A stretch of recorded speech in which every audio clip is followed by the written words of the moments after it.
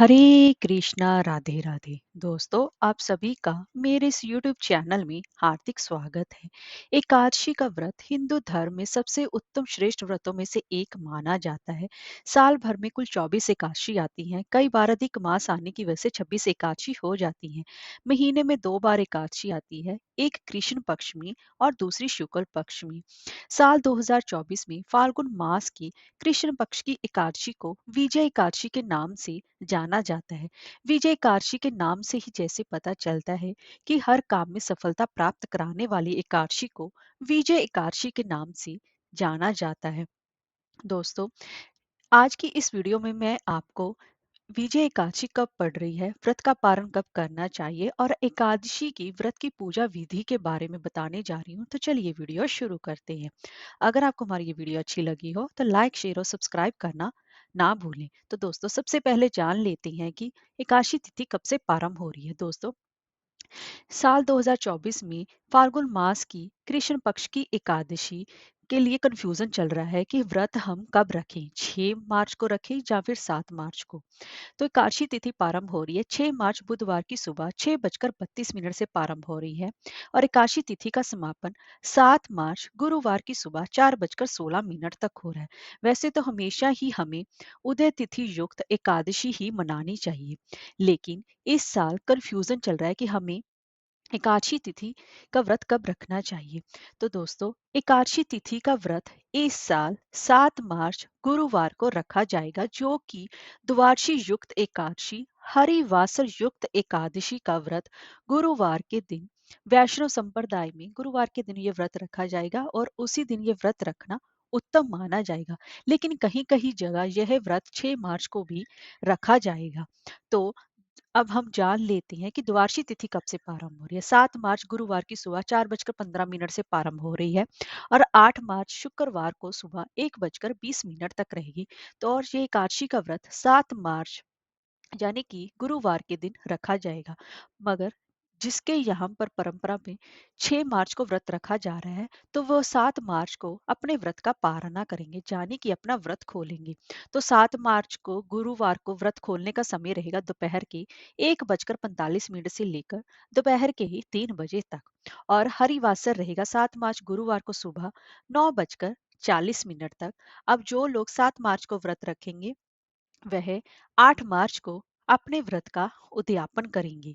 तो हम जान लेते हैं कि 8 मार्च को हमारे मतलब व्रत के पारण का समय क्या रहेगा। तो दोस्तों, 8 मार्च शुक्रवार को महाशिवरात्रि का व्रत भी रखा जा रहा है। तो ऐसे में 8 मार्च शुक्रवार की व्रत का उद्यापन का समय रहेगा सुबह 6:38 से लेकर सुबह के ही 7:50 तक रहेगा। मगर महाशिवरात्रि व्रत होने की वजह से जो लोग महाशिवरात्रि का व्रत करना चाहते हैं वह अपने एकादशी व्रत का पारण जल, तुलसी के पत्तर या फिर फलाहारी व्रत करके अपने व्रत का पारणा कर सकते हैं। जो लोग शिवरात्रि का व्रत नहीं रख रहे वह अन्न का सेवन करके अपने व्रत का पारण कर सकते हैं। तो आइए दोस्तों, अब हम जान लेते हैं कि विजय एकादशी व्रत की पूजा विधि क्या रहेगी। दोस्तों, एकादशी का व्रत जो होता है वो सबसे कठिन व्रतों में से एक माना जाता है। यह 3 दिन तक चलता है। यह दशमी से लेकर द्वादशी तिथि तक चलता है और इसके नियम दूसरे व्रतों से काफी कठिन होती हैं, इसलिए एकादशी व्रत का महत्व सबसे ज्यादा होता है। तो दोस्तों, आपको एकादशी व्रत के दशमी के दिन क्या करना चाहिए। दशमी के दिन से ही इसके सारे नियम लागू हो जाते हैं। तो दशमी के दिन से ही आपको मांस, लहसुन, प्याज, मसूर की दाल आदि वस्तुओं का आपको त्याग कर देना चाहिए और दसवीं तिथि को ही आपको अपने बाल धो लेने चाहिए, क्योंकि एकादशी के दिन बाल नहीं धोए जाते हैं। इस बात का विशेष रूप से ध्यान रखें और एकादशी के दिन ही घर पर साफ सफाई भी नहीं की जाती, वो भी आप दशमी तिथि के दिन ही कर लें। और दशमी के दिन भी आपको पूर्ण ब्रह्मचार्य का पालन करना चाहिए तथा भोग विलास से दूर रहना चाहिए। और एका दशमी तिथि की शाम के समय आपको भोजन नहीं करना चाहिए। सूर्यास्त से पहले आपको भोजन कर लेना चाहिए, उसके बाद आपके एकादशी व्रत के नियम लागू हो जाते हैं। और आपको दशमी तिथि के दिन ही शाम के मतलब रात को भी आपको शयन धरती पर करना चाहिए, बेड का इस्तेमाल आप ना करें। और इसके बाद अब आपको अगले दिन एकादशी के दिन आपको प्रातःकाल लकड़ी की दातुन आप नहीं कर सकते, क्योंकि इसमें दातुन करना निषेध माना गया है। इसकी जगह पर आप नींबू, जामुन या आम के पत्ते लेकर आप चबा लें और उंगली से अपने कंठ यानी कि गले को साफ कर लें। एकादशी के दिन वृक्ष से पत्ता तोड़ना भी वर्जित माना जाता है। हाँ, अगर पत्ते गिरे हुए हैं तो आप उनका सेवन कर सकते हैं। यदि ये भी संभव ना हो तो पानी से 12 बार कुल्ला करें और फिर स्नान आदि उसके बाद ही आपको स्नान करना चाहिए। एकादशी के दिन आप दातुन का प्रयोग नहीं कर सकती हैं। सुबह आपको ब्रह्म मुहूर्त में जल्दी उठना चाहिए। अगर आप किसी तीर्थ पर हैं तो वहां पर गंगा स्नान कीजिए, नहीं तो घर पर ही आप गंगा जल मिले युक्त पानी से स्नान करें और साफ सुथरे कपड़े पहने।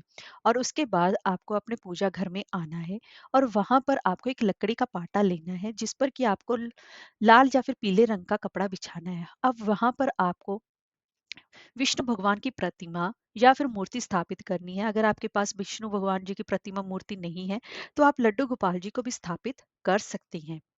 अभी इसके बाद आप उनका पंचामृत से अभिषेक करें।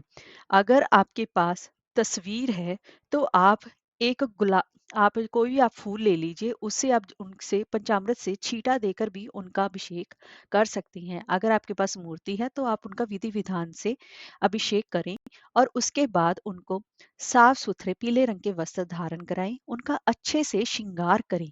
अब उसके बाद आप विष्णु भगवान जी के सामने या फिर लड्डू गोपाल जी के सामने उनको चंदन का तिलक लगाएं और उसके बाद अब उनकी षोडश उपचार यानी कि 16 उपचारों से उनकी पूजा उपासना शुरू करें। अब वहां पर आप एक पहले सबसे पहले एक घी का दीपक जलाएं। अब आप भगवान विष्णु जी के सामने उनके सामने फूल, फल, नैवेद्य, ये आप सब चीजें उनके सामने अर्पण करें और विष्णु भगवान जी के सामने, लड्डू गोपाल जी के सामने अपने व्रत का संकल्प लें कि आज आप विजय एकादशी का व्रत कर रहे हैं। आप ये व्रत निर्जला रखेंगे या फिर आप फलाहार ये व्रत करना चाहते हैं, इसके हिसाब से आप अपने व्रत का संकल्प रहें। और उसके बाद भगवान विष्णु जी को पीले फल का भोग अवश्य लगाएं, लेकिन एक बात का विशेष रूप से ध्यान रखें, जो कोई भी आप भोग उनको लगाएंगे उसमें आपको तुलसी पत्र अवश्य डालना है, क्योंकि भगवान विष्णु बिना तुलसी पत्र के पूजा स्वीकार नहीं करते हैं। इस बात का विशेष रूप से ध्यान रखें। और आज एकादशी के दिन तुलसी में जल ना दें और ना ही आज के दिन तुलसी पत्तर तोड़े जाते हैं।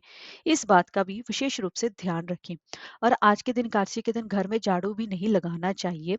और इस दिन आप अपने घर में आज के दिन कोई भी बाल ना काटे, दाढ़ी हजामत ना बनवाए और आज के दिन आपको ज्यादा से ज्यादा भगवान विष्णु जी की पूजा उपासना में ही अपना मन लगाना है। भगवान विष्णु जी के मंत्र ओम नमो भगवते वासुदेवाय का यथा संख्य मंत्र आपको जाप करना है। और इसके साथ अपने घर में ये बात का विशेष रूप से ध्यान रखें, आज के दिन आपके घर में कोई भी लड़ाई क्लेश ना हो और सारा दिन आप भगवान की पूजा उपासना करते रहें। और हमेशा ही अगर आप द्वादशी युक्त एकादशी का व्रत करते हैं तो इस व्रत का सबसे ज्यादा महत्व माना जाता है। और आज के दिन एकादशी व्रत वाले दिन अपने अगर आपने व्रत रखा भी है या फिर नहीं भी रखा है तो अपने घर में चावल या चावल से बनी हुई किसी भी चीज का आज के दिन आप प्रयोग ना करें। इस बात का आप विशेष रूप से ध्यान रखें। और एकादशी अगर आपने व्रत रखा है या नहीं रखा है, दोनों को ही गाजर, शलजम, गोभी, पालक इत्यादि का भी सेवन नहीं करना चाहिए। आप केला, आम, अंगूर, बादाम, पिस्ता, इन फलों का आप सेवन कर सकते हैं। और एकादशी के दिन आप अन्न का दान ना करके द्वादशी के दिन आपको अन्न का दान करना चाहिए, तो ये सबसे ज्यादा उत्तम माना जाता है। शाम के समय भगवान विष्णु जी का विशेष रूप से पूजन उपासना करें और रात्रि जागरण कीर्तन का सबसे ज्यादा विशेष महत्व माना जाता है। और शाम के समय तुलसी के पास दीपक आपको जलाना चाहिए। उनको आप तुलसी के बाद दीपक जलाकर आपको उनको प्रणाम करना चाहिए और अपने व्रत का आपको इस तरीके से पूर्ण करना चाहिए। और रात्रि जागरण करने का सबसे ज्यादा विधान है। और अगले दिन सुबह ब्रह्म मुहूर्त में फिर से जल्दी उठकर आपको नहाना चाहिए, गंगा जल मिले युक्त पानी से स्नान करें, उसके बाद फिर से विष्णु भगवान जी का पूजन अर्चन करें। और उसके बाद आपने विष्णु भगवान जी के लिए जो भी भोग बनाया है वह उस भोग को आपको सबसे पहले ब्राह्मणों और गरीबों में दान करना चाहिए। अन्न और आज के दिन अन्न का दान करना सबसे ज्यादा उत्तम माना जाता है। और ब्राह्मणों को मिष्ठान और दक्षिणा अवश्य ही दें। उसके बाद ही आपको अपने व्रत का पारना करना चाहिए, यानी कि आपको अपना व्रत खोलना चाहिए। व्रत खोलने के लिए आपको मैंने व्रत का समय बता दिया है।